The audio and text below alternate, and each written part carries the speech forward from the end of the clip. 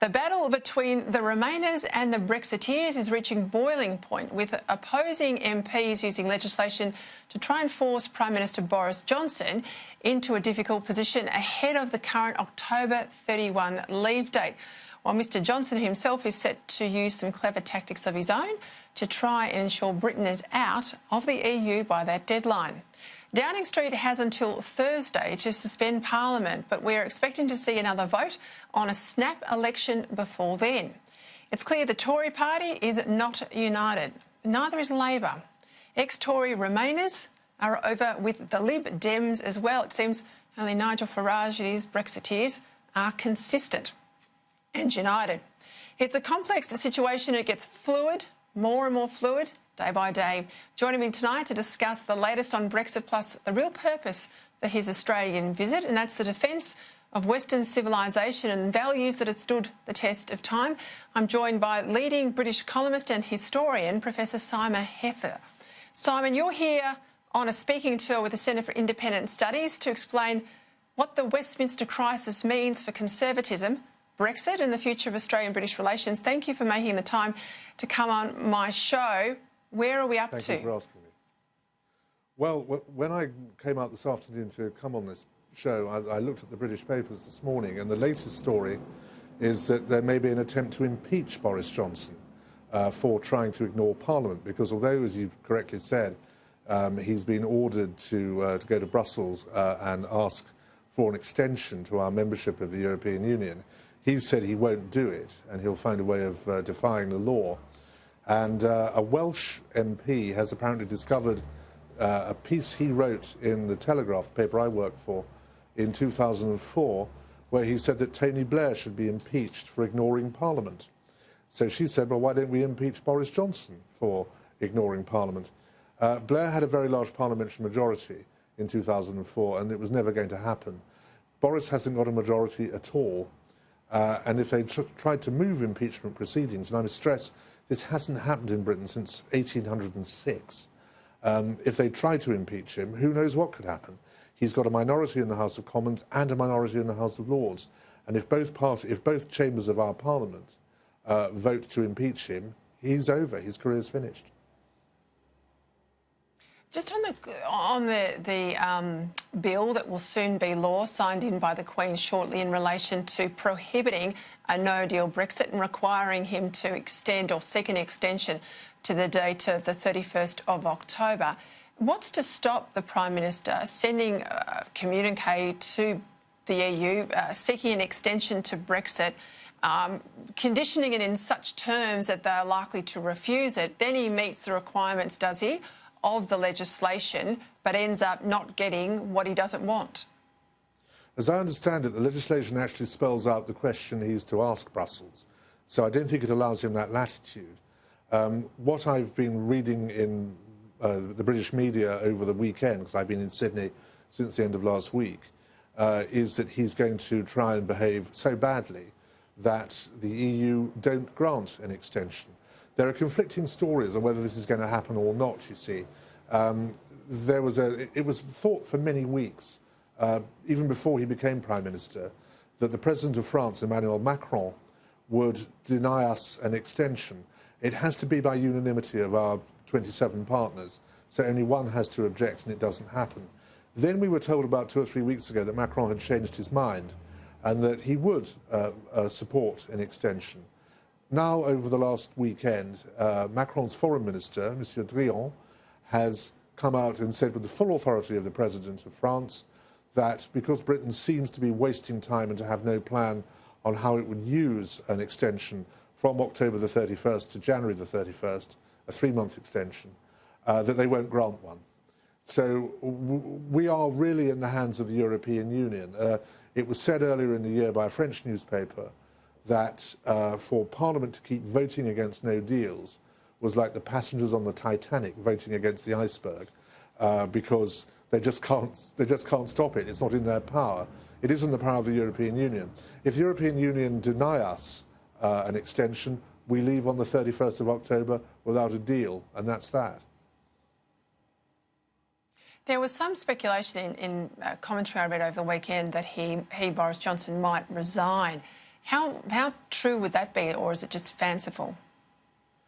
I think I've known Boris for 25 years. He used to work for me on the Telegraph. He's always wanted to be Prime Minister. He's only been Prime Minister for 6 weeks.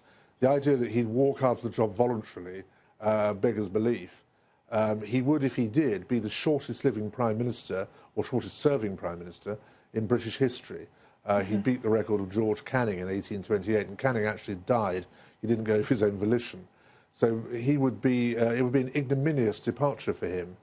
What he, I suppose, could do is call a vote of confidence and challenge Parliament to throw him out, knowing that the Queen would then ask Jeremy Corbyn, the leader of the opposition, to try and form a government. There's a widespread belief that Corbyn can't form a government because he doesn't even have the support of a lot of his MPs.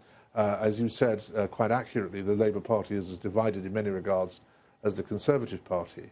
So if he fails to fulfil the Queen's commission to form a government, Johnson remains Prime Minister until such times as he is replaced, and it's then in his gift to call an election if Corbyn fails to fulfil the Queen's commission.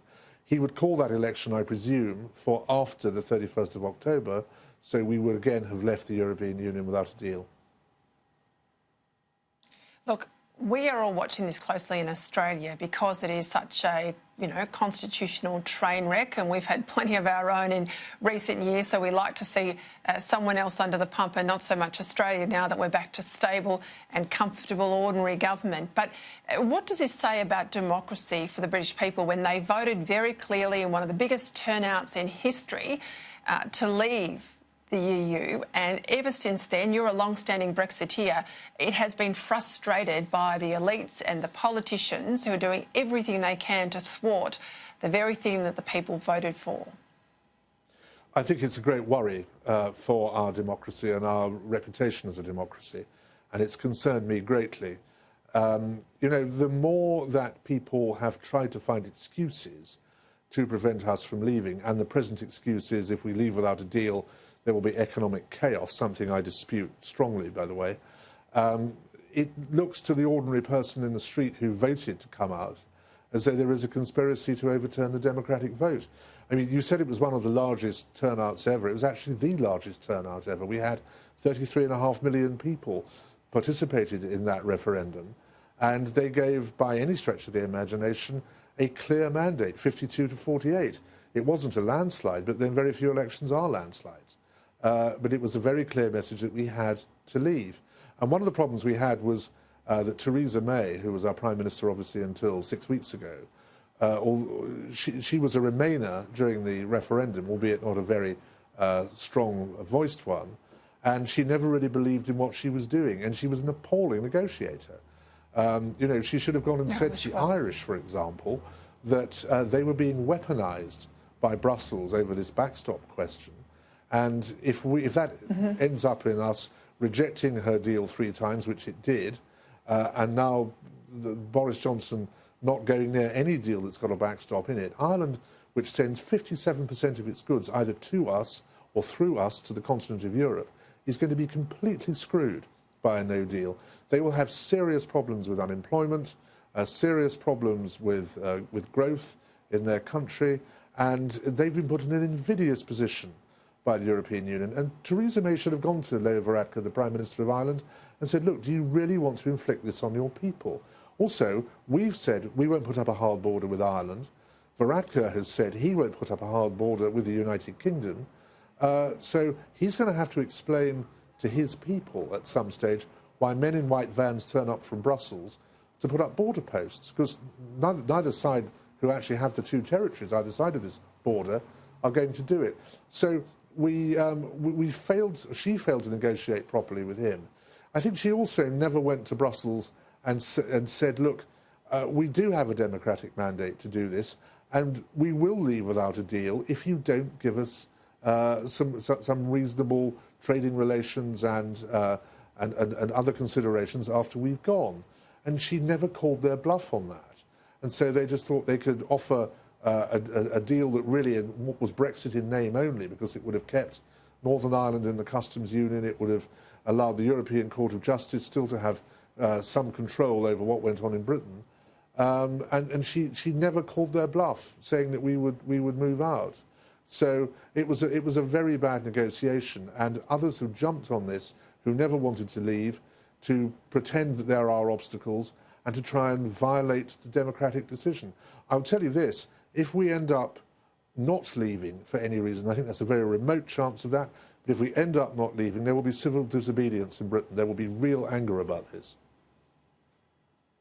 Yeah, look, I do agree with that, because if you look at the constituencies that voted, it's overwhelmingly right around the country that people supported constituencies that were traditionally left and traditionally right. I mean, it's now no longer a left and right dynamic in Britain. It's are you a Remainer or are you a Leave? And that's the dividing line that when I was there in January. Now, let's talk about your trip out here.